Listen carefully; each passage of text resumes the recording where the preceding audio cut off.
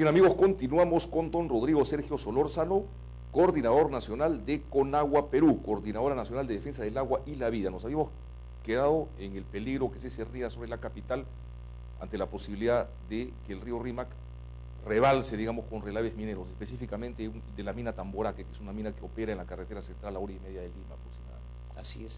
Así es. Y nosotros hacemos un llamado para que las autoridades tengan que resolver ese asunto lo más urgente posible. Está bien que se haga los simulacros de sismo en los colegios, en las universidades, y la población estemos preparados para que haya menos muertes por efecto de sismo, pero estamos descuidando esa parte que tiene que ver con el agua. Entonces, esto hay que tratarlo con mucha seriedad. Los congresistas que están cumpliendo sus funciones en el Congreso de la República tienen que, a través de las comisiones de Agricultura, de Medio Ambiente, de Defensa del Consumidor, tiene que poder puntualizar, claro, poner el dedo sobre la llaga, ¿no? Y no se trata de dejar a CEDAPAL solo que lo haga todo, porque este asunto no lo crea CEDAPAL. Por el contrario, CEDAPAL está en un grave peligro de que se pueda contaminar el agua y de que la población pueda sufrir pues un gran desastre ecológico. Y hay responsabilidad naturalmente de la empresa que opera Tamboraque, ¿no es cierto? Sí, es una responsabilidad y del Estado que está permitiendo está permitiendo eso. Entonces hay que resolver, hay que conjurar ese peligro. Efectivamente, don Rodrigo Sergio Solórzano, volviendo al tema de la propuesta constitucional, de que todo peruano debe tener el derecho no solamente acceso al agua para consumo humano, sino también eventualmente para el desarrollar la agricultura en las zonas en donde amerite desarrollarla, ¿no es cierto? Ese es el espíritu de la propuesta que se quiere incorporar en la Constitución, ¿no es así? Es así. Garantizar en su totalidad esto. ¿Qué necesita toda persona para vivir? Agua, ¿no? Para consumir, agua para producir alimentos, o para cocinar los alimentos y para la higiene. Y los alimentos se cultivan con el agua. Entonces, ¿cómo podemos tener una seguridad alimentaria cuando empezamos a privatizar, a concesionar los ríos? O cuando empieza a destinarse los recursos hídricos no para productos de consumo masivo humano, sino para poder plantearse, por ejemplo, proyectos de cultivo de caña de azúcar para producir etanol. Eso no va a resolver el problema de la alimentación del país y estaría en peligro la biodiversidad. Y esto ya lo han señalado los gremios del agro, que están agrupados en Conveagro, y cuya preocupación, no solamente de la concentración de la tierra, es su preocupación, sino que esto está vinculado a los recursos hídricos. Entonces, por ahí hay un problema que también tiene que recoger esta propuesta de constitucionalización de derechos para el consumo humano, también para la producción agraria. En otros países de América Latina, me comentaban internos, esto ya está consagrado en la Carta Magna y se le garantiza al ciudadano eso. Coméntenos el caso de Ecuador. ¿Cómo funciona la cosa en Ecuador? ¿Está consagrado en la Constitución ecuatoriana? Así es. En Latinoamérica son los primeros países que lograron la constitucionalización fue Uruguay. Luego vino Bolivia y Ecuador. Y en Ecuador no solamente ha quedado en la constitución política, en el papel, sino incluso están garantizando que un poblador tenga 40 litros diarios, ¿no? Es decir, están de manera gratuita. Garantizándole a un poblador, digamos, de una zona marginal que no tiene acceso, el Estado le garantiza 40 litros. De manera gratuita. Y que viene a ser más o menos 1,2 m, menos de 1,5 m mensual.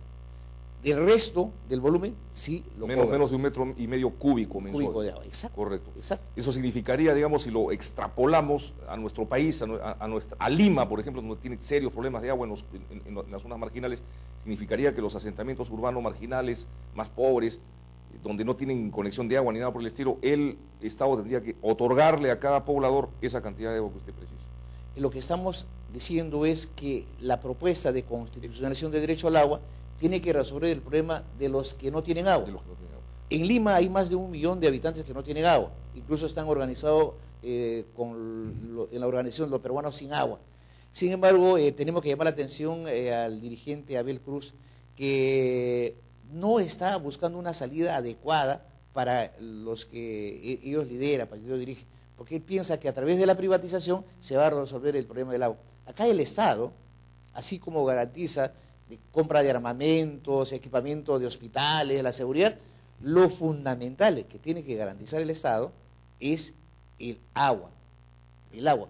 Si un Estado no garantiza el agua a una población, entonces, ¿de qué Estado estamos hablando? De acuerdo. Y otro dato más, las Naciones Unidas han dado también una norma, ¿no es cierto?, una resolución en el sentido de declarar al agua como un derecho universal a la persona humana, ¿no es cierto? Efectivamente, en la reunión que hemos sostenido con el decano del Colegio de Abogados, ellos van a fundamentar el planteamiento que se va a hacer llegar al Congreso de la República para que mediante referéndum de la población sea integrada a la Constitución Política del Perú el derecho al agua como una propuesta alternativa a la privatización de empresas públicas y el recurso de agua.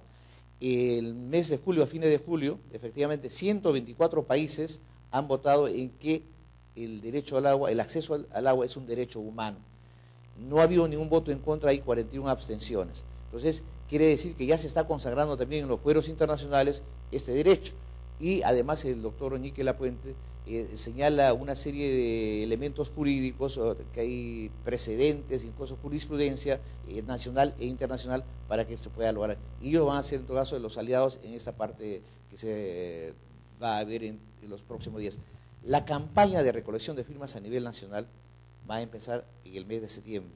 Entonces hacemos un llamado a los hermanos del sur, a los hermanos de todo el país, para que se puedan sumar a través de la Federación Nacional de Trabajadores de Agua Potable, a través de la Federación de Organizaciones Vecinales de Lima y Callao y los frentes de defensa que se vienen sumando a esta organización con Agua Perú. Y en el mes de noviembre estamos haciendo un evento nacional donde se va a elegir la dirección definitiva de la coordinadora para que a mediano plazo se pueda tener éxito en lo que estamos planteando. Muy bien, muchísimas gracias, señor Rodrigo Sergio Solórzano, por su participación en Hora 8. Gracias Vamos a unos pequeños cortes comerciales. No me dicen que todavía continuamos, muchachos.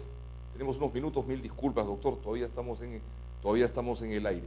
Bueno, realmente entonces consagrado como una resolución de las Naciones Unidas, hay la voluntad política de consagrarla en la Constitución Política de nuestro país. Ya hay experiencias en países de América Latina, en el caso de Ecuador, el vecino país, en donde ya está garantizado el consumo. Y hay movimientos muy fuertes, muy sólidos en Colombia, en México, casi en toda Latinoamérica. Entonces, no podemos ir en contracorriente en nuestro país. Y más aún, repito, que el Perú es el tercer país más afectado por el cambio climático. Entonces, tenemos que preservar la salud, tenemos que preservar el bienestar de todos los peruanos. Y entregando al sector privado no se va a resolver, se va a generar conflictos sociales muy fuertes. Y el caso de Bolivia se llevó al extremo de privatizar el agua de la lluvia.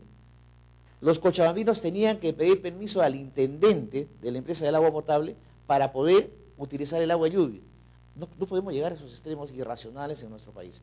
Hacemos un llamado, no solamente a los congresistas, al gobierno, a todas las organizaciones sociales, a los ecologistas, a los ambientalistas, para que este derecho definitivamente sea consagrado en la Constitución Política del Perú.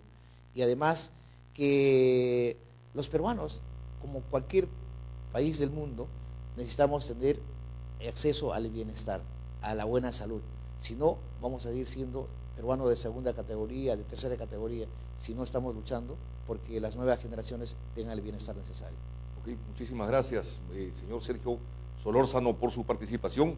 Y regresamos, amigos, en breve. No se vayan. Esto es Hora 8 para todo el Perú.